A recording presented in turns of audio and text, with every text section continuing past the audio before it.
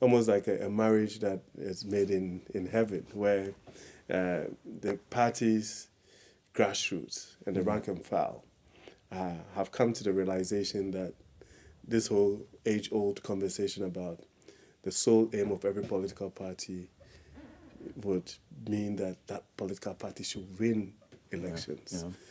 It's something that they have come to realize, especially after spending a year in opposition. And Dr. Bryan Acheampong also believes too that for every political party, that sole aim should be winning political power, forming a government, and putting together programs and policies that will inure to the benefit of the electorate and the Ghanaian people at large. And so it has been a conversation that, as far as I'm concerned, has percolated down to the grassroots, and everybody is buying into Dr. Bryan Acheampong's message. And from then we've done 219 constituencies as we speak, and so we've done from the Eastern region, Greater Accra, Oti, Volta, all the way Western North, Ashanti, finishing in Western and Western North. Everywhere you go, you would realize that the party people are poised for that particular engagement with Dr. Bryan Acheampong. And the vision of Dr. Bryan Acheampong is something that is also very clear to them, what in terms of what he wants to do for the political party MPP, and then for Ghana at large. Just before we get into that vision, I just want to ask, will there be any rest for you this Christmas season? Because it looks like you are done with all the things you talked about, and now it's like you're not stopping, you're still going further. Because I believe you want to finish before the year ends or something. You know what they say, that there's no rest for the weary. So we are going to, forge ahead. It's important that we're able to finish the 5 northern regions and have a bit of time to be able to do a proper evaluation of what has happened. And then if it requires doing certain other things, we would also do that.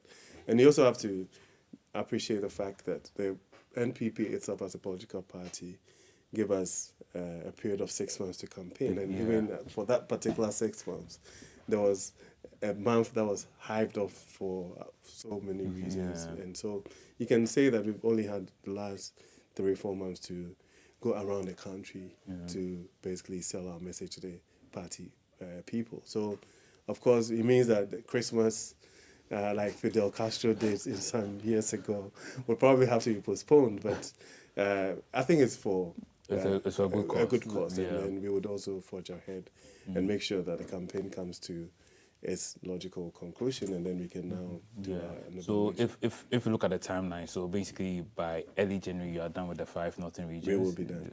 And then you can now do your. And you know, the funny thing is that I get calls and text messages and WhatsApp messages every day. It's like, when are you coming to the north? When are you coming to the north? Finally, and then finally, I can tell them that in a couple of days we would actually. Oh, okay. So are we looking at Thursday, Wednesday, or in a couple of days? In a couple of days. Now, this vision you are sharing with the grassroots and you're sharing with the delegates and all that, while you're doing all these tours, what would you say are the key pillars of Dr. Bryan Acheampong's vision? And perhaps how does it differ from the other candidates who want to be flag bearer of the party?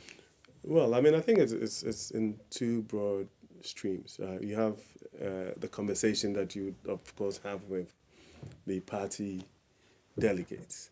So that's the internal, target audience. Okay. Because they are actually the ones who are going to vote and make you flag bearer before now you can aspire to the higher office of president. So you would have to, of course, have a conversation with them. But what makes the NPP as a political party? And so when he says these things, people can actually feel and it's tangible. It resonates with them. It resonates with them because it's something that he has done. So you're not somebody that is actually saying that if you give me the opportunity, I'll do A, B, C. But the former President Akufo-Addo, for example, ran up to the 2016 election. So while some of us were sitting on these platforms and all that, he was also doing his part. And I mean, bringing the resources to be able to take the election over the line. So these are clear examples and tangible things that you can feel and touch that he has done. Support to the party T, and all of those things. Are things that are there for everybody to appreciate. So those are internal conversations. So these are not the things that we'll be talking structure or architecture. Whilst they're doing that, they would also have expectations of some support and some resources that will come to them, and then also some benefits that would accrue to them by dint of being delegates and working within the political structure. Even resources to be able to go house to house and campaign and support the go to various to events, oil like, the party at the base. It's supposed to be going directly to the delegates. And so what Dr. Bryan Acheampong is advocating is that when these resources and this support and all of these things are coming, whilst hitherto would go through certain quarters before it gets there, he wants to make sure that whoever is benefiting from these things would actually receive these things directly. And these are things that is resonating very well with the party delegates. So those are the conversations. Then he has done a yeoman's job as a member of parliament. So if you go to Abetifi, for example, you would find out that in almost every aspect of the social fabric of the constituency, he has touched lives. Old people, pensioners, people who are of a certain age are given cheats to go to a shop to even go and pick some items and all of that. Pregnant women and maternal mothers who have given birth in there. He supported the community for his people. Now, even in terms of the situating his business inside the constituency, you can just appreciate what happens to the local we can have. Then you can come back to supporting young people, giving scholarships to young people to go to Achimota School all the way from the basic level to the university level. So these are things that people can feel and touch. And then the broader Eastern region as a political party where he has supported the Eastern region in the last elections, for example. It's on record that he supported every single as the best performer. We ended up with a net loss of one region where we had 44, we ended up with 38. You go to Greater Accra. That means Eastern region. That's what I'm saying. Now, if you take that and you appreciate the fact that if every single region had persons like Dr. Bryan Acheampong investing resources, being dedicated to the cause and applying these things, applied across the various regions, I'm sure maybe even if we had lost, I mean, the gravity of the loss would not have been that abysmal. So these are things that we can interrogate and we will be able to talk about, right? So in all of these things, points to an individual that is deeply passionate about the new patriotic party and has demonstrated that over the years. And it's very clear that even with his ministerial position. Exactly, so we would come to that. So if you put all of these things together, I mean, that this is a proper bona fide member of the new patriotic party. He has paid his dues, and it's clear for everybody to appreciate.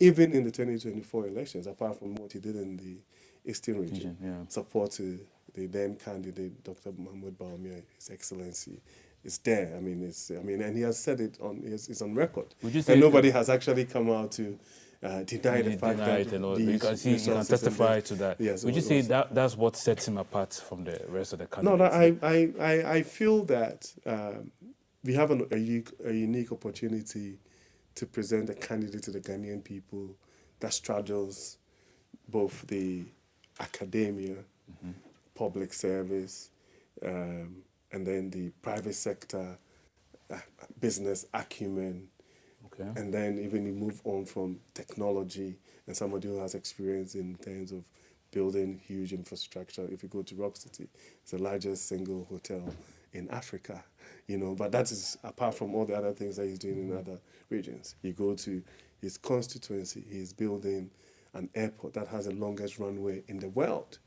Right. So if you speak about his public service as Minister of State, National Security, Minister of State, Interior, the Minister of Agriculture, Food and Agriculture as well. Right. These are that he has played key roles in there.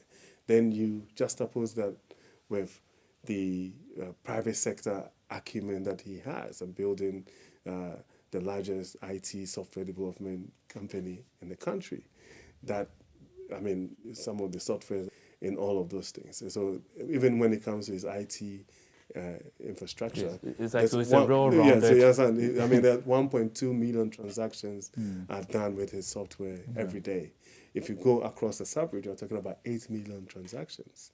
You understand? So if you're talking about somebody who is actually like the real digital person, that is Dr. Bryan Acheampong. And he doesn't even stop there. He's been able to also gather the academic credentials that goes with it, with the PhD in information systems from the University of Ghana.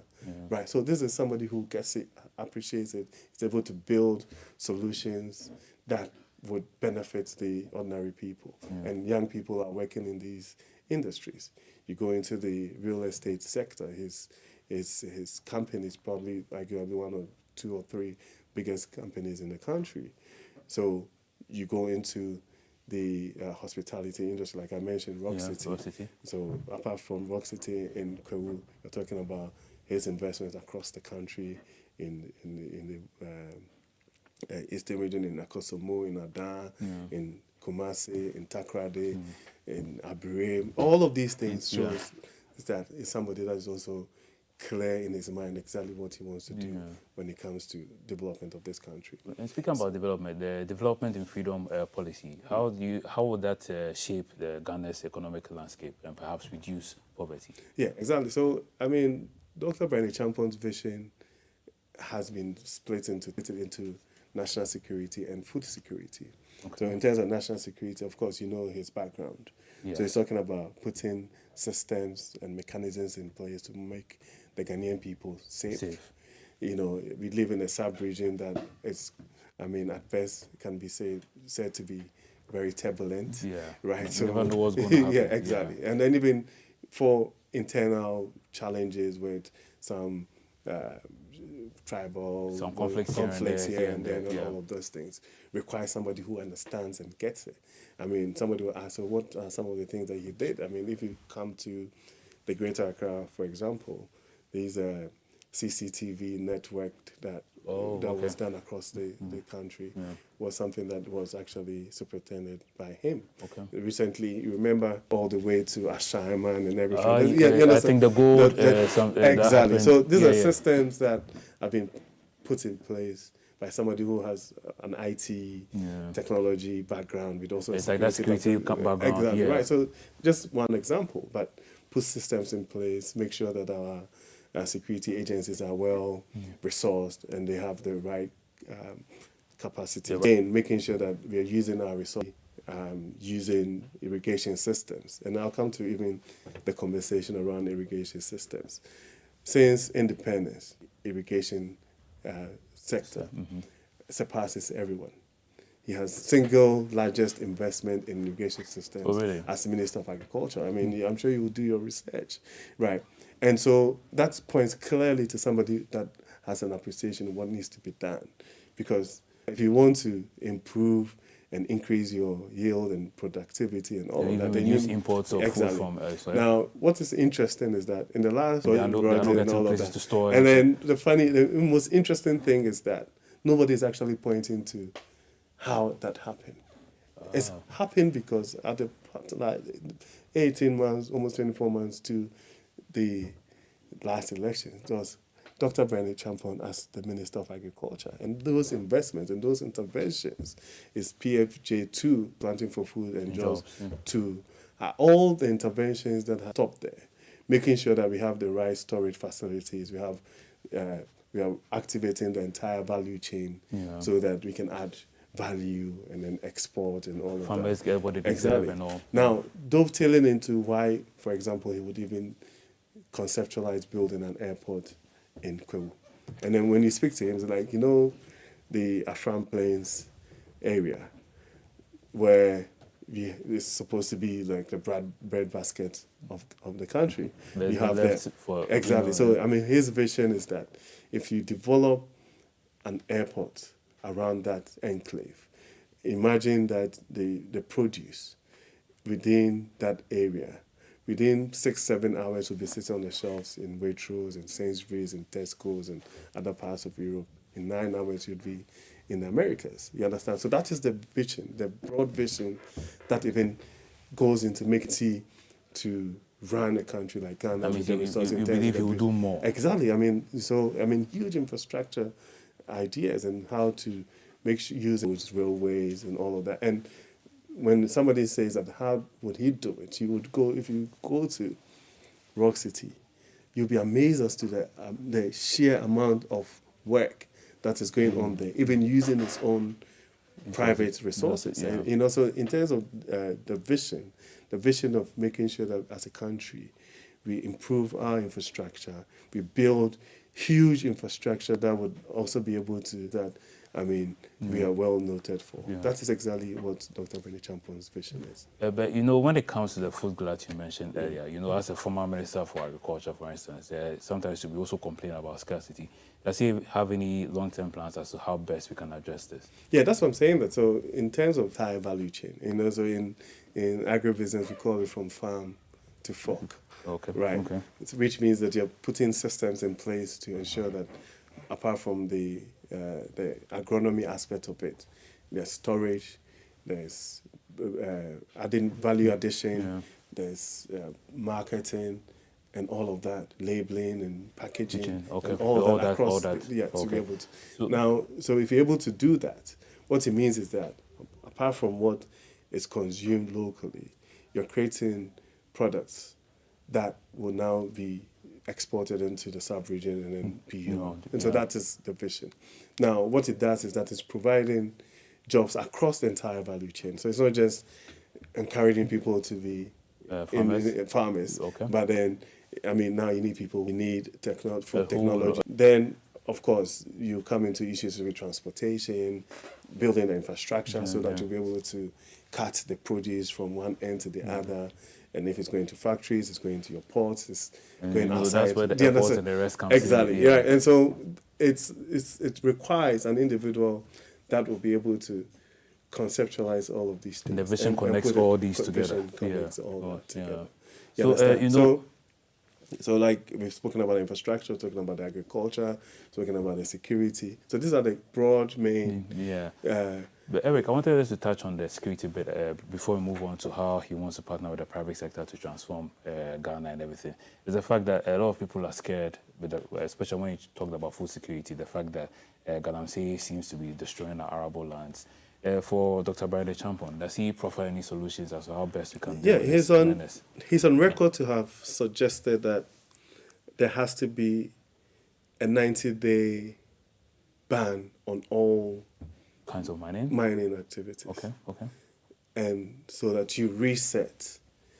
Now, because as an economy, I mean, mining is an integral part of our economy. So if we shut down for 90 days, won't it affect us? Yeah, so 90 days to be able to reset, right? To be able to have an appreciation of those who are legal and those who are illegal, put your systems in place, put mechanisms in place, so that we'll now be able to go back and then do proper mining. You understand what I'm saying? Responsible mining, if you want to put it that way. Now, once you do that, again, then the whole conversation around pollution of our water bodies, the using of mercury and other hard metals and all sorts of things and other chemicals would now dissipate. You understand what I'm saying? So then you are even giving the environment, our river bodies, the chance to recover, and all that. And then also be able to now put together your systems and able to police these things properly, right?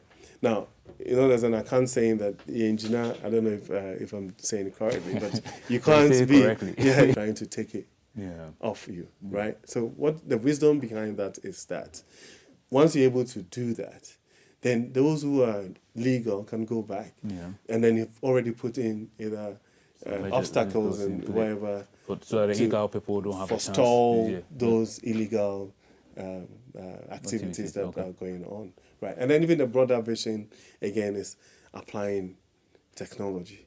I mean, tracking systems, we've spoken about it. Yeah. So all of these things are there. Okay. But in terms of the clear vision, a lot of people have been calling for some kind of a state of an emergency Yes, and all of those things. yes. But then that is not necessarily. You can actually concentrate that state of emergency within that particular landscape and the activities where it's happening, yeah. right? But again, I think that we sometimes in our conversations we become a bit binary.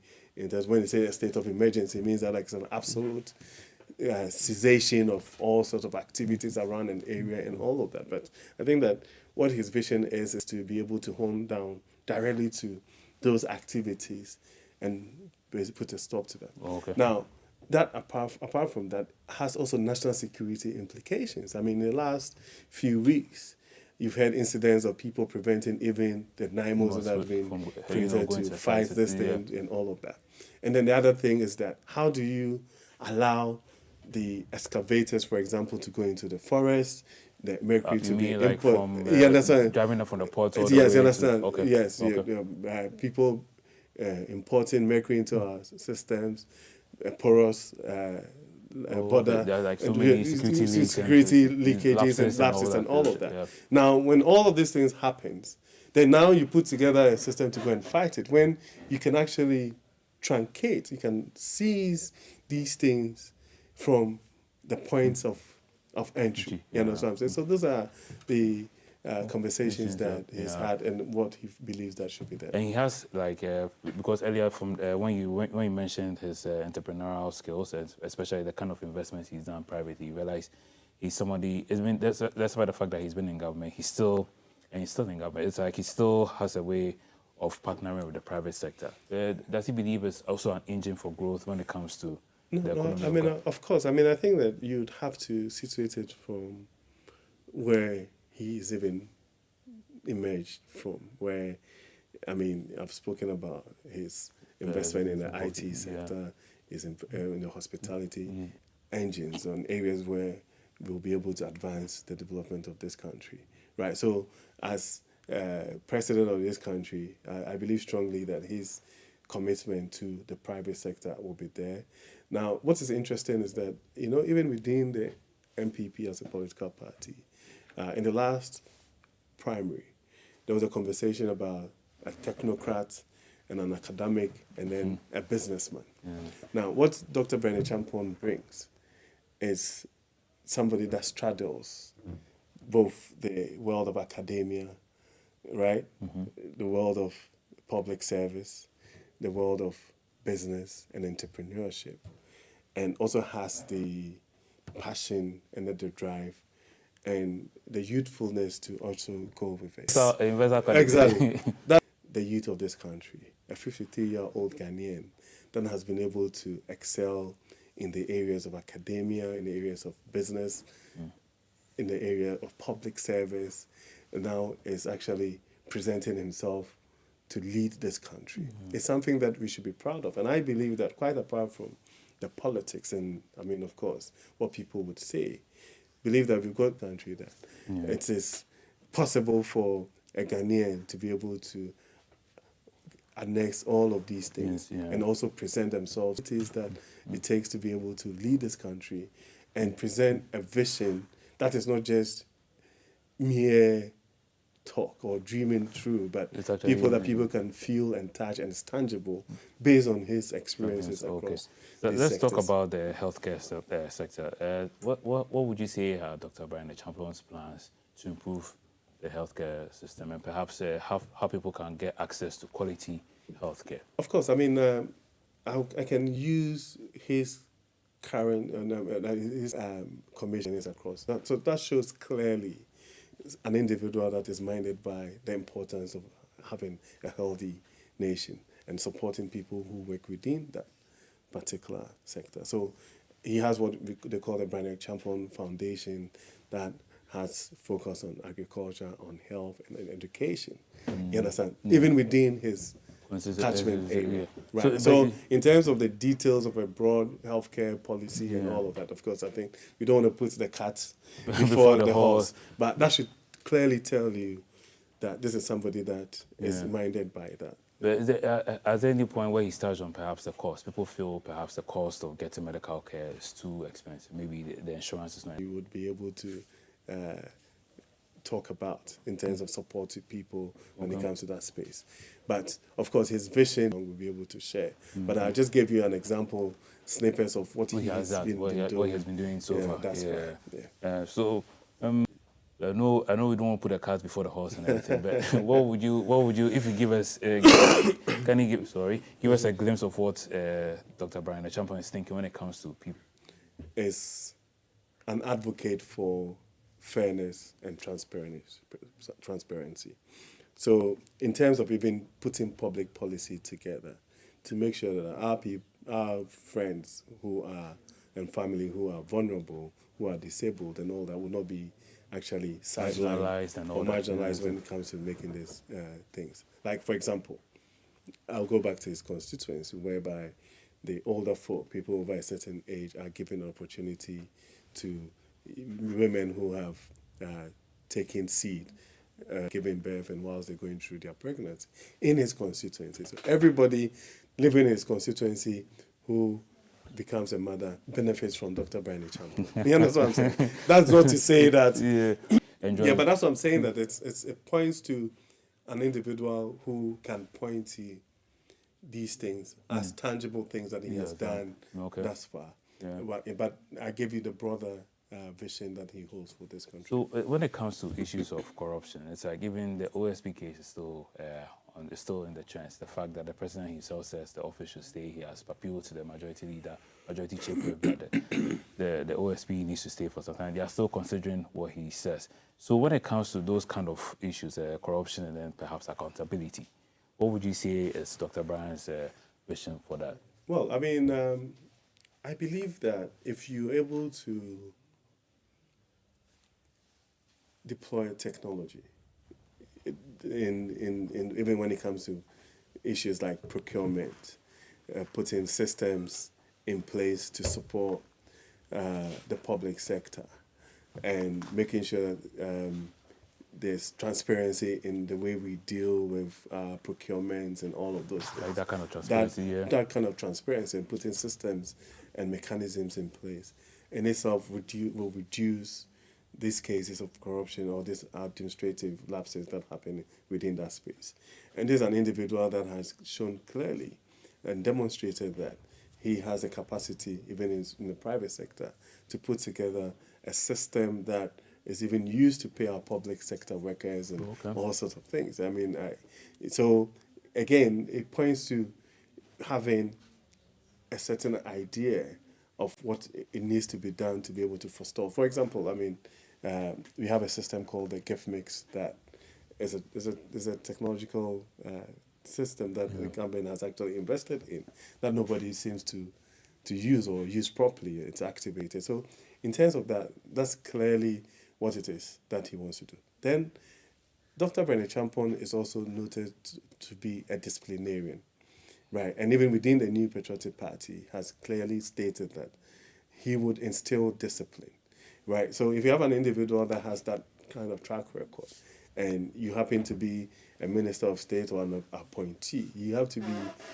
clear in your mind that that discipline is going to be there. Even on the campaign, there's a proper like we say guidelines in terms of how you conduct yourself, and because that is the only way you'll be able to exact one results and get the productivity and accountability that you require. So in all of these things, that points to having systems in place, having the discipline, and having the will to crack the whip when people. And then I'm sure, like you mentioned, the fact that technology also has a very big role to play. We've touched on a number of issues, security, that's like national info security, building the airports all the way in Kwehu. And it's like a lot of things he's done for the elderly, people who are vulnerable in his constituency, and stuff, investments he's made not only in his constituency but across board as well. So when it comes to the education sector, you've described a candidate that ticks all the boxes. What would you say are his plans when it comes to empowering our youth, especially those who are perhaps in the senior high schools, universities, and whatnot? So he find meaningful jobs and well-paying jobs, and for that to happen, it means that he has to dovetail into the kind of training that goes into bringing these young people all the way from, like you said, from basic level all the way to the university levels, right? And so in terms of vision, of course, making sure that we have the right kind of investment in the education sector. We're teaching them the things that are fit for purpose in this day and age, and then creating the opportunities for them to be able to work in these environments and then also contribute their quota. Yeah, the well-paying jobs. That exactly. So, but then again, it boils down to, again, experience and practical examples of he himself as an entrepreneur and the persons that he has been able to nurture across the various sectors of economy that he has invested in. So even in terms of education, I mean, the reason why I don't want us to go, then we're starting having manifesto conversations and all of that. We just want to have an idea of how different he is from the other countries. But again, like I indicated, even his foundation, the Bryan Acheampong Foundation, has an arm that supports education. Like I said, he's supporting over 100 kids in Achimota School, and they're giving them scholarships and all the way from the basic level to the universities and all of that. Right. So that is the man, Dr. Bryan Acheampong. But Eric, just before we go, in a minute or less, tell the delegates and come January 31st why they should vote for Dr. Bryan Acheampong, and if he gets the nod, why Ghanaians should vote for him come the 2028 elections. In a minute or less, your final words. Well, Dr. Bryan Acheampong is a candidate of unity. He's a candidate that is going to unite the new patriotic party, the rank and file of the party, to go into the 2028 election, prosecute that campaign, and bring us victory in 2028. He believes that resources that are supposed to be used to run party activities should come directly to the delegates. He believes that as a political party, the party has to be governed by fairness and also discipline, and that he would instill discipline in the party when he becomes a flag bearer. And then, of course, uniting every faction within the political party to prosecute and have one single purpose of winning elections in 2028, because he believes that the sole aim of every political party is to win elections. And if that is what we want, then our considerations should be devoid of emotions, traditions, conventions, and all other considerations, but focus on the winning of elections and winning power, putting together a government, and then putting together policies and programs to inure to the Ghanaian people. All right. That was Eric Amakuchum, spokesperson for Dr. Bryan Acheampong, one of the candidates vying for the flag bearership of the NPP and possibly to win the presidential bid in the 2028 elections. Thank you so much for sharing the vision with us, and I wish you all the best as you are touring there. And Merry Christmas as you are touring there, northern regions. Wishing you, and then you come back and do all your revamps and all. You need to make it clear that we are going to be spending Christmas in the yeah, the gift that gives on given to the people in the northern region. So anyway, that's our time. But there's a lot more still coming up. We're talking giveaways, birthday diaries, Cedric Road, just in the house. A lot more is coming up just before we go. So please stay with us. We'll be right back after this break.